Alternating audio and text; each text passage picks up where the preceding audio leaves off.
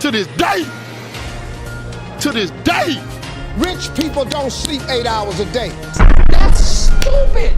Use your common sense. Hello, I'm Bushido Spirit. This is Euphoria Season 1, Episode 8, and Salt the Earth Behind You Breakdown. This will be a bit different. I won't retell the story as much. Instead, I'll give a quick synopsis and go in depth on the characters, give you my opinions of their story arc. I'm a huge fan of this show. It's the best teen drama I've seen, in part due to the grandeur and experimentation. The story is down to earth or relatable, but everything else is surreal. It breaks from linear storytelling traditions. It's chaotic and fragmented, but sometimes on purpose. Maybe a metaphor for adolescence. The script at times is easy to read, other times it's too dense, but the way in which they choose to tell it is unpredictable and refreshing. Wall climbing, literally, dick pic tutorials, 90s detective skits, and talking pill bottles. It's weird, but that's why I fuck with it. Also, that soundtrack is fucking fantastic. So if you don't fuck with anything I've said, watch this show to enhance your playlist. Let's jump right into the breakdown. But before I continue, like, comment, and subscribe. Also smash that notification icon for more Euphoria reviews and reviews of shows and reviews of other shows. Power, 13 Reasons Why, and many others are around the corner. Also check out our live streams and movie reviews. And if you really fuck with us, check out our Patreon. Get early access to content. I wanted to take a moment to highlight a comment made by Jimmy One. I think it sums up this show perfectly. It says, "Some people don't understand this show, stress, anxiety, depression, and how we profess to help suicidal people, yet we are the main cause of their depression. In our attempts to help, we end up doing more harm than good. Sometimes our helping hand is the crux of the issue, genuine or not." This rings true for all these characters. Rue points this out in the first episode. I just showed up one day without a map or a compass, or to be honest, anyone capable of giving one iota of good fucking advice. And this episode further hammers home that point when Leslie, Rue's mother, goes to speak. She'll struggle, and in turn, you'll struggle to understand her. We don't care, aren't able to understand, or opt out due to unforeseen circumstances. But it isn't just us, it's society in general. The solutions are more detrimental than the problem. We all have anxiety, suicidal thoughts, some way more than others. And to me, they are the sane ones. We should all be worried. The world around us is collapsing. No one knows how or what to do.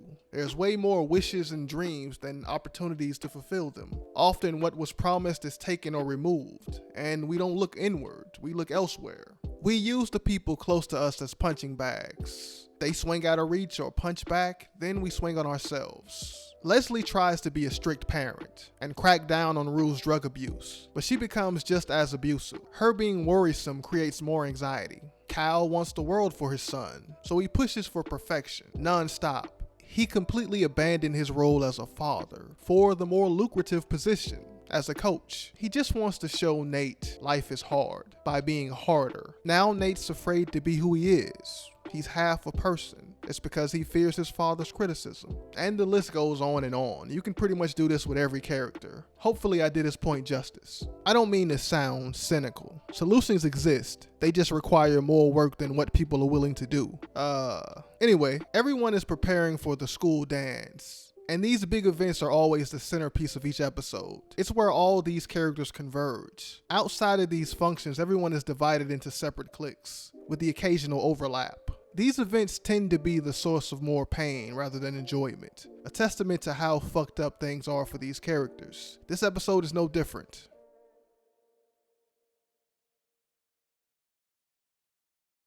Let's start with Rue. Rue and Jules are back together, but not for long. However, there was a push early in this episode to give you hope. The two lay all their cards on the table. Jules finally tells Rue why she feared Nate. Also this episode, she admits to being in love with Anna. Rue seems to be okay with that because Jules says she still loves her as well. She is willing to share. Then Rue confronts Nate at the dance. She'd been itching to meet him since Halloween. Him snitching on Fez made her scratch. She threatens to expose his father as a pedophile if he doesn't leave her, Jules, and Fez alone, which may be the nicest thing she has ever done for Fez. Nate brushes it off. and tells her that little relationship she has with Jules won't last, because Jules is not like her. Nate ends the conversation by calling Rue beautiful in a condescending manner. But that didn't stop Rue from getting her dreams off.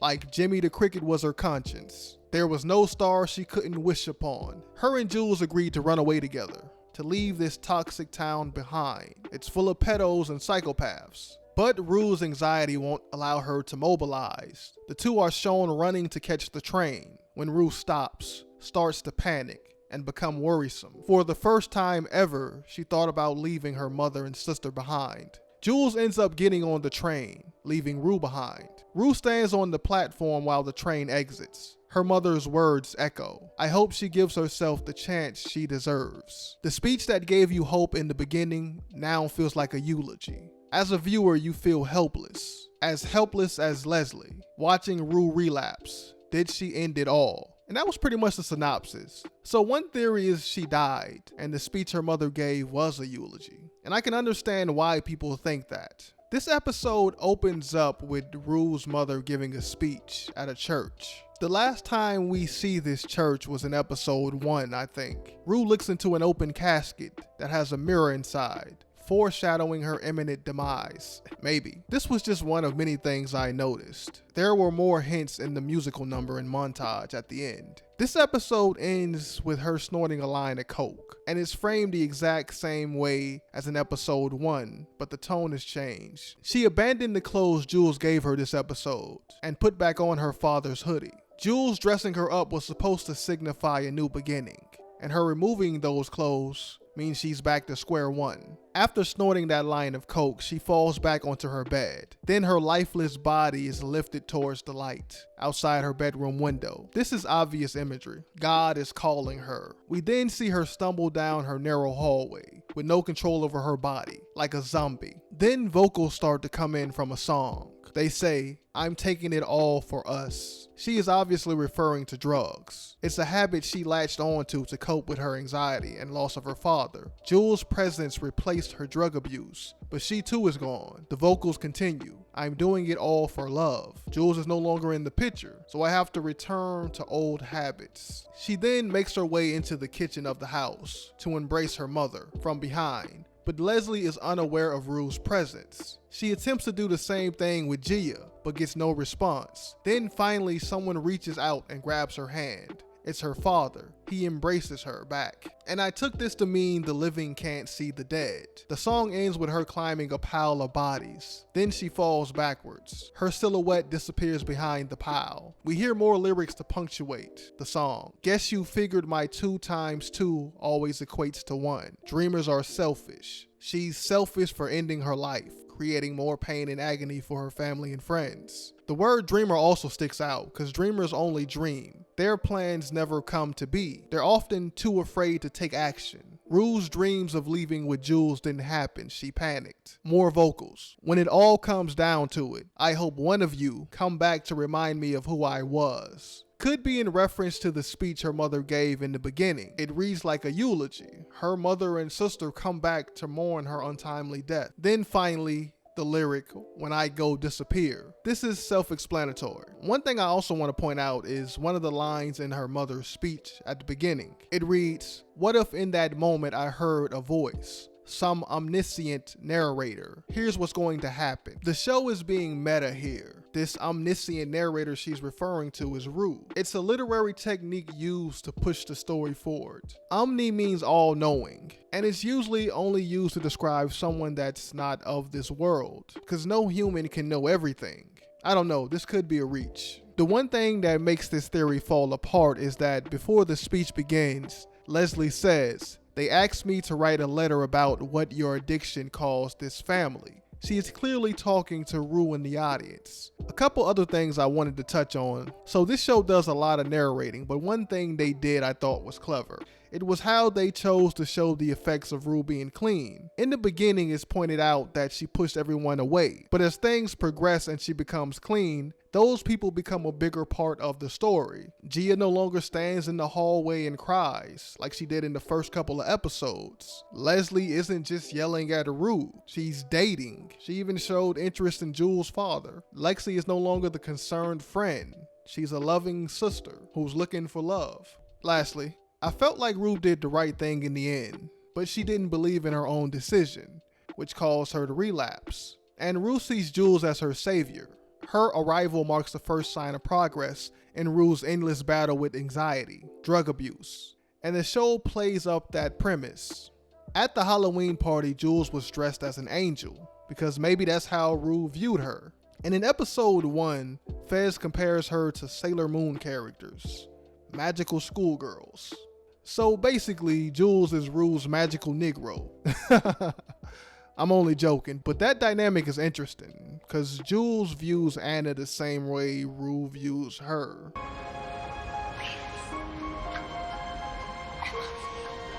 Speaking of which, let's move on to Jules. Last week, I'll admit, I did not do her breakdown justice. I misinterpreted her lack of screen time to mean less development. I was wrong. I'll go as far as to say that episode might have contained her most development. But I'm not going back to revisit that whole episode. I'll briefly touch on it. The club scene was a powerful moment for Jules. Though Nate wasn't actually there, she got over her fears of him. She was actually abusing Anna the whole time, who she perceived to be Nate in her hallucination. The abuse turned into sex. The dance floor disappeared and became a bed, which she used to make love to Anna, who turned into Rue. Jules was still under the influence. I took this to mean that Jules finally realized she was in love with Rue, and it wasn't just because Nate had dumped her the night before. This episode confirms she'd gotten over Nate. She couldn't take her eyes off him at the Halloween party, but she completely ignores him at the dance. This is just who Jules is. She quickly moves on to the next level. She doesn't obsess or linger on things like Rue, who is visibly bothered by Nate's presence. She eyeballs him all night. And if you understand Jules' character, all her actions start to make sense. Up until last week, Jules didn't seem to have any overarching story, or at least one wasn't presented before. Her story seemed to be tied to other people. She sort of jumps from one thing to the next. Jules says so herself, and I wonder if that's done on purpose, to present her as this force of nature, this huge personality. Last week, she mentioned she wanted to obliterate femininity, to remove gender roles completely, which puts into perspective her obsession with dating men. Ultimately, men in society hold power, to the point where we dictate what it means to be a woman. You can correct me if I'm wrong in the comment section below. Looking back on that nightclub scene, everything makes a lot more sense when you put it into context. And it fits. Her goals are as big as her character in this show, which makes even more sense given the fact that Rue is narrating. Everything is filtered by her perspective, it seems, and she sees Jules as this larger than life figure. Anyway, Jules feels guilty. Rue ended up in the hospital. She blames it on her absence, and that's understandable. Everyone gave her credit for Rue's recovery. She was told her presence had a positive influence. It makes sense that the reverse was true. Jules felt suffocated by those expectations, which in turn halted her relationship with Rue. So she is looking to fully patch things up, given her new outlook on life. But the person that brought that perspective to the forefront still weighs heavy on her mind. Anna, like Shy Guy 118, has divided Jules' attention. Rue is aware of this. The two end up talking in the bathroom. It had been a while since she left Rue's side. Rue asks Jules what was going on. Jules says nothing, and then out of nowhere she tells Rue to kiss her, like she did before, without asking. Rue is hesitant, of course, because that's who she is. Rue rarely takes the initiative, especially when Jules involved. This is in part due to her anxiety. She sort of sits in the background, watching over her like a chaperone, obsessing over things she has no control over. I didn't really know what to make of this scene, but I have theories. Jules is aware of Rue's problems, so why ask? Rue is incapable of being what she wants her to be. She needs to move at her own pace. It's why at the Halloween party she panicked. seeing Jules not be herself. She misinterpreted Jules' sadness as her fault, when it was really Nate. Rue doesn't kiss Jules in the bathroom, and Jules isn't bothered by that, almost as if she understands. She is just trying to help Rue realize her potential. That was the purpose of the makeover, to start the episode. This goes right back into what I opened the video with. In our attempts to help, we do more harm. Before the trip, Jules allowed Rue to be herself, but after meeting Anna, she is tampering. And for a moment, you believe it's working. Later in the episode, Rue goes in for the kiss, with the same passion and desperation she had in episode 4. Maybe that conversation she had with Nate lit a fire under her. Nate directly told her she was not the same as Jules. So in a way, he sort of forced her to initiate that kiss. Did she really mean it? And if you view it that way, at the end, it makes more sense. In the end, she was not manipulated by her love for Jules. It was for the love of her family. And I wonder how Jules takes this. Or is it on to the next one? I feel like high school's super fucking suffocating. Really? You may have won the game, but you lost control of the team. On to the next one indeed. Let's talk about Nate. Maddie and Nate are back together. Yay! But happiness is a flickering flame. The two attempt to have sex, but Nate is unable to get hard. He blames Maddie, and she responds. This hurts his pride, so he becomes abusive. Maddie gets flashbacks from the carnival. Apparently, rumors of his grinder escapades have become mainstream. Everyone knows about Dick Pic Palooza. This frustrates him. Maddie tries to ease his mind. She says sexuality is a spectrum. Nate isn't buying it though. It looks like their relationship is over. Maddie leaves Nate's room, and Nate jacks off in the bathroom. The result of this fight is him dating Taylor Swift. Maddie questioned his sexuality, so he had to put on a show at the school dance. He was out here fucking Rue and grabbing ass on a crowded dance floor. He did not give a fuck, but that was minor compared to what else happened this episode. Nate and his father get into a scuffle. It was going to happen eventually. Nate kept asking for the fair one. It starts out with Cal being overly critical after a tough football game. Rather than compliment Nate on overcoming adversity, putting his team on his back, or maybe a simple job well done, son. Nope. Cal comes in and criticizes his teamwork, and Nate isn't having it. He was ready this time. The two square up. But sadly, Nate's father gets the upper hand. He pins Nate to the floor. Grown man strength. During the fight, Nate yells, "Get the fuck off me, you F word. Fuck you. Fuck you." Which is the first time he voiced his frustration with his father. The two never really talked before. Kyle just gives criticism under the guise of parenting. He's not being an asshole, he's teaching him a lesson. How to be a man. Men are tough and hard, like all those dicks in Nate's phone. Anyway, for the first time ever, you feel for Nate. He has never been able to impress his father. Whenever they meet, it's always an L. This episode was more of the same, except this time Nate's father physically gives him that L. But Kyle doesn't leave unscathed. He is shaken by the event. Nate throws a tantrum. He starts beating his skull against the floor, screaming. Cal retreats to his room. At the hotel, he was aware of the damage he caused his sons. But this was the first time he'd witnessed it firsthand. His attempts to help only worsened the issue. This idea that a father is this emotionless rock that anchors our expectations is bullshit. There's nothing wrong with giving your child compliments or criticism. There needs to be a balance. On top of that, Nate probably doesn't believe his father has the right to judge him, especially with all the mistakes he's made and the secrets he hides. And I agree. The fuck you mean teamwork? Our family is a team, and you out here backseat quarterbacking. Every word out your mouth is a pick six. Points on the board for the other team. If Nate is selfish, it's because of you. This shit had me hot. All season we were told Nate was the villain when it was really Kyle. He set in motion all this fuckery. The episode ends with Nate and Maddie getting one dance in before the night was over. The two finally admit they aren't right for each other, and the only sane thing to do is end it.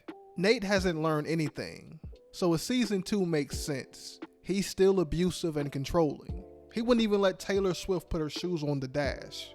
He might still like Jules. He views her in an entirely different way than other women.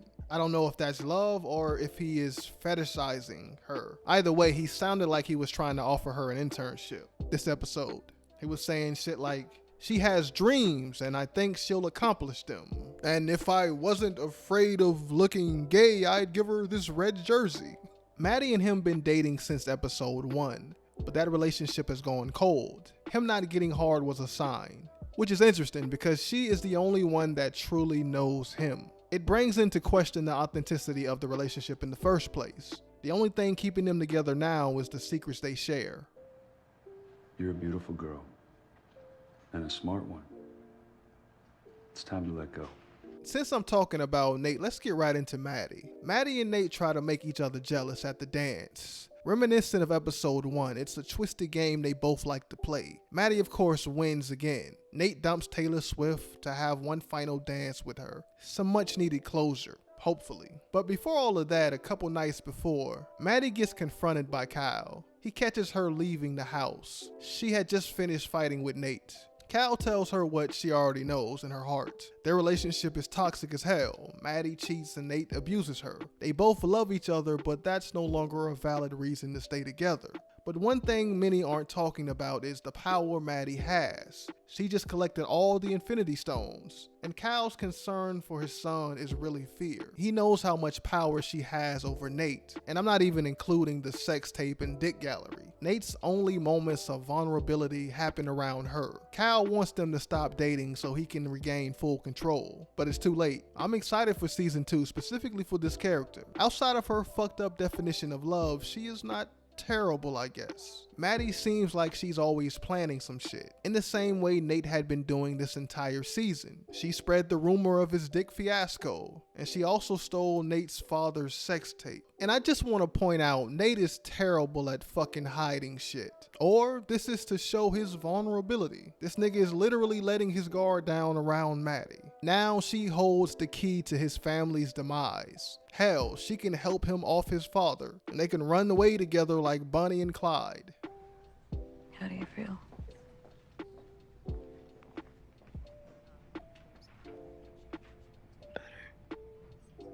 We are winding down. Just 2 more characters. Let's talk about Cassie. Cassie, her mother, and Lexi go to the abortion clinic. The whole experience is traumatic. Filling out that long application brought up things Cassie hoped to forget, like her father's drug abuse. And when the nurse asked if she had second thoughts, her heart sunk. Cassie was on the verge of tears. Her face trembled a bit. Damn. She is then strapped down to a cold chair. As the procedure commences, the song "My Body is a Cage" begins to play. It's such a powerful record, especially accompanied with the cinematography. What a way to showcase such a dark moment. Seeing Cassie's silhouette freely glide across the ice to such a haunting melody gave me chills. To new beginnings. Cassie holds her head up high and arrives at the dance without Chris. She says, "This was the first time since the beginning of high school I wasn't in love with someone." Basically, fuck Chris, fuck her daddy, and fuck Nate. At the dance, her and Lexi have this conversation I wanted to highlight. Lexi is curious to know how Cassie decides who to hook up with. Cassie says she doesn't know, they come to her. Lexi says, what if they don't? Cassie responds, then you hook up with whoever whenever the fuck you want. Lexi contemplates, yeah, I'll do that. Which was such an important moment for both characters. Despite all the issues, they still can confide in each other. While everyone scrambles to put the pieces together, the two just chill and reflect. Cassie hasn't given up on love. She's taking a break. And Lexi is in search of it. Let's hope that mysterious person is Rue. #Rexy. This did seem rushed a bit. I wanted to see Cassie in her relationship with Chris face to face, or keep the baby despite his wishes. Something less subtle to really show that confidence. But I think the abortion was for the best. She was essentially killing off her old self, unlocking that cage, freeing herself from another bad relationship. Having that child would have only anchored her to Chris, an unhealthy pairing. Sorry, was that awkward?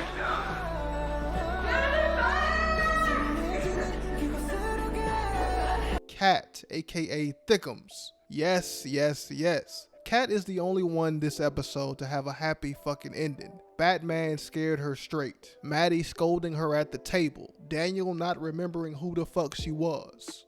All things that helped her put things into perspective. We all get it. You're hurt, so you hurt. But you'll never have a positive outcome. You're losing more than you gain. We all knew she loved Ethan. She just didn't want him to know that. But to be perfectly honest, this too seemed rushed, but still satisfying. So to add context, Kat spots Ethan alone at the dance across the room. He tries to look cool, but is awkward as hell. After Kat spoke to Hannibal Lecter, she was anxious to talk to someone real. He'd been the closest thing to a real relationship she had. All that bravado and tough talk was just a front to cover up her insecurities. She tried to embarrass Ethan because she was hurt. Just seeing him interact with another girl made her heart ache. She finally decided to use her confidence for good, not evil. So fuck it, she pulls Ethan to the side and confesses her love. I mean, she was really confessing, letting it all out, like she was trying to win an Emmy or something. But no, she was upstaged by smooth ass Ethan with that big dick energy. He stole the show. Nigga had me crying like Kat when he said, is one of us going to get hurt? Yeah, probably. But I'll do my best to make sure that it's me. All nonchalant and shit.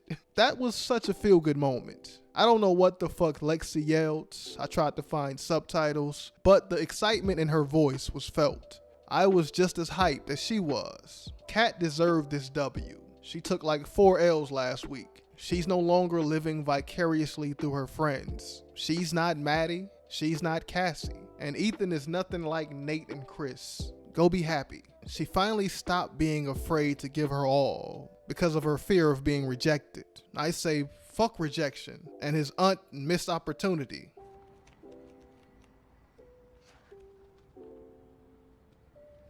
And finally, let's talk about Fez. So Nate calling the cops really fucked him. Mouse had just given him a bigger supply of drugs. When the cops raided, he had no choice but to flush it all down the toilet. This episode is him dealing with the consequences of that, the aftermath. We first see Fez staked outside of Mouse's house. He plans to follow him to his supplier. Mouse ends up at a mansion. Apparently, a doctor supplies him with drugs. Fez sneaks into the doctor's house after Mouse leaves. He plans to rob him to recoup. He has to get back the money he lost from flushing his drugs, or Mouse will kill him. But things take a turn for the worse. In the midst of the heist, Fez loses focus when he spots a child. He takes his eyes off the doctor for a split second. The doctor uses that opportunity to reach for a gun he had stashed with the money. Fez quickly reacts, stopping him in his tracks. But in order to regain control of the situation, he has to pistol whip the guy in front of his kid. He doesn't kill him, but he bleeds. Some of his blood gets on the money. Fez is so much in a hurry, he doesn't notice this. Mouse arrives early at Fez's house, and Fez isn't there. When he does arrive, Mouse is sitting in his living room